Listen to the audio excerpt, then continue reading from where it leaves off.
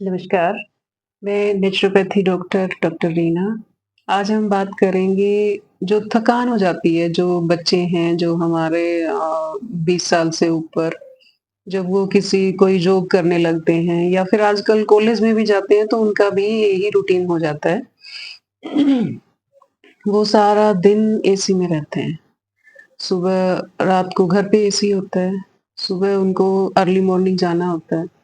तो उनका कोई रूटीन फिक्स नहीं होता कि वो कहीं बाहर जाएँ, किसी खुद टहलने जाएँ, सैर करने जाएँ और फिर वो सारा दिन कॉलेज में आजकल स्कूलों में भी एसी वगैरह हैं और या फिर ऑफ़िस में कहीं भी जाते हैं, वहाँ पे भी एसी, जिस व्हीकल में जा रहे हैं, उसमें भी ये सुविधा होती है, गाड़ी से जा रहे हैं, तो एसी में रहते हैं सारा दिन।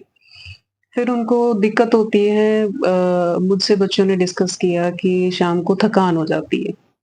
थकान होने का कारण यही है, खा रहे हैं वो, अच्छी चीज़ें खा रहे हैं, है ना? और अपने फिर वो करते हैं फिज़िकल एक्टिविटी भी बच्चे आजकल थोड़े अवेयर तो हैं, फिज़िकल एक्टिविटी करते हैं, फिर वो भी इंडोर ही होती है।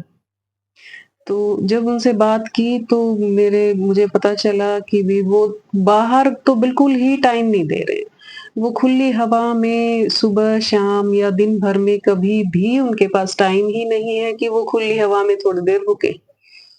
तो जब अंदर ही अंदर रहते हैं हम, एसी के कॉन्टैक्ट में रहते हैं, सनलाइट में जाते ही नहीं हैं, तो सारी चीज़ों की डेफ़िशिएंसी हमारे शरीर में होनी शुरू हो जाती है ना? उससे फिर थकान होनी शुरू हो जाएगी। वो हर रोज़ का रूटीन है ये। वो आप बच्चे वो हर रोज़ ही वो काम करते हैं और उसके साथ बंध जाते हैं। फिर उनका शरीर वैसे ही हो जाता है। उनके पास टाइम ही नहीं है, वो आउटडोर पसंद भी नहीं करते। बाहर खुली हवा में जाना या कुछ कोई एक्टिविटी करना ये उनको पसंद भी नहीं होता फिर। फिर वो जिम भी जा रहे हैं, तो जिम जा रहे हैं, वो इंडोर ही है, वही करते हैं। वो आउटडोर का बिल्कुल बंद हो जाता है उनका। तो ऐसा नहीं कीजिए, इसका यही एक इलाज है कि सुबह या सुबह टाइम नहीं मिल रहा है, तो शाम को सनलाइट के कॉन्टैक्ट में ज़रूर जाएँ। खुद को घंटा डेढ़ घंटा ज़रूर दें, खुली हवा में सैर करें, प्राणायाम करें, कुछ खेलें, चाहे बैठ ही जाएँ, डीप ब्रीथिंग कर लें बैठ के खुली हवा में।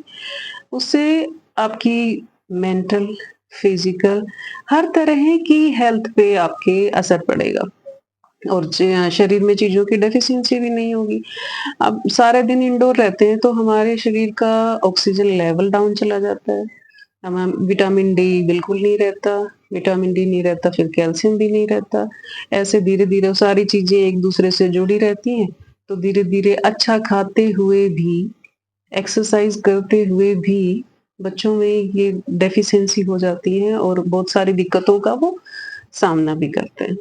तो ये ज़रूरी है कि बाहर निकलें, चाहे सनराइज़ के समय से चाहे सनसेट के समय, बाहर बैठें, घंटे भर अपने आप को दें, खुली हवा के कॉन्टैक्ट में रहें, है ना? चाहे बैठें, वॉक करें, जिस मर्ज़ी करें, पर बाहर के खुली हवा में रहना बहुत ज़रूरी है।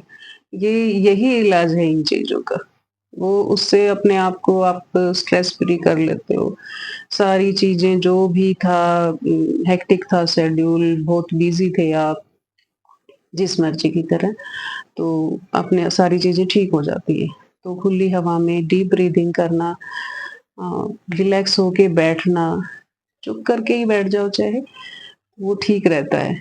ये बहुत अच्छा है आप सबकी हम सब की हेल्थ के लिए। तो इसे ज़रूर अपनाएँ और अपने रूटीन को थोड़ा-सा देखें कि हम कहाँ गड़बड़ कर रहे हैं, हमारे साथ ये क्यों हो रहा है। मेरे सामने ये बात आई तो मुझे लगा कि मुझे ये आप सब लोगों से शेयर करनी चाहिए। सुनने के लिए धन्यवाद।